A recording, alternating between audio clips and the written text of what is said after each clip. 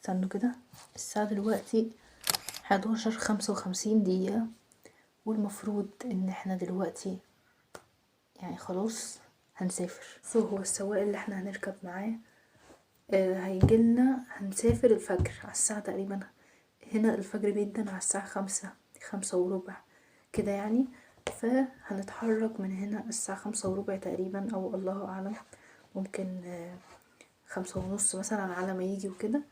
فهنشوف، لازم نرجع لان انا المفروض ان انا دروسي بدأت وكمان المدرسة بدأت، بس جهزنا شنطنا وجهزنا كل حاجة، هنستنى بس السواق. هيوحشني المكان وهيوحشني بيت جدتي جدا، لكن يعني كان لازم نروح. دلوقتي لبست يا جماعة عشان السواق جاي، و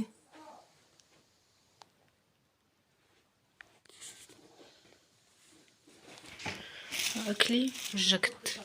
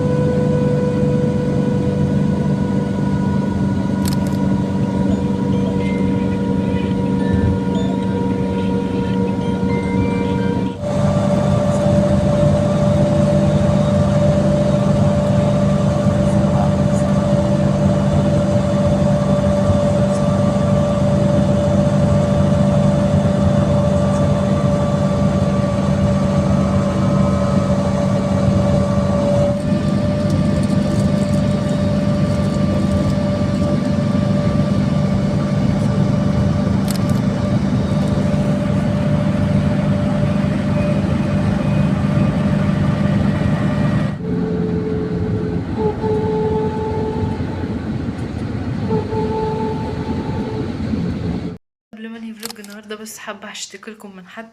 تمام، هو الحد ده مش غريب، اخويا لازم على الاقل نص ساعه يوميا يتريق على القناه وعلى الفيديوهات وعلى العناوين اللي بحطها للفيديوهات وكده. فيعني يا رب اخلص منه بقى عشان زهقت منه. بس كده خلصت فلوج النهارده، واتمنى يكون عجبكم. ما تنسوش تحطوا لايك وسبسكرايب. باي باي.